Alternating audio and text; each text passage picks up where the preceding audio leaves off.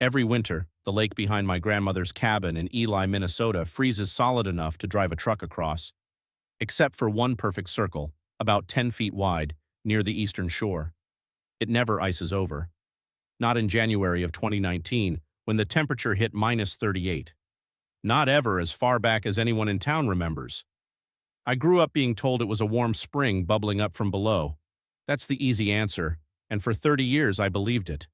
But when my grandmother died last March and left me the cabin, I started going through her things, and I found a tin box of photographs she'd hidden behind the water heater. Black and white shots of the same circle, dated 1961. And in the corner of every single photo, same spot, same posture, a man in a dark coat standing at the edge of the open water, looking down into it. The strange part is that my grandmother bought the cabin in 1972, 11 years after those photos were taken. She never told anyone she had pictures of the property from before she owned it. I showed the photos to Earl, who runs the bait shop and is somewhere north of 90. He went pale and said the man's name was Thomas Reed, a surveyor who vanished out on that lake in the winter of 1961. They never found a body.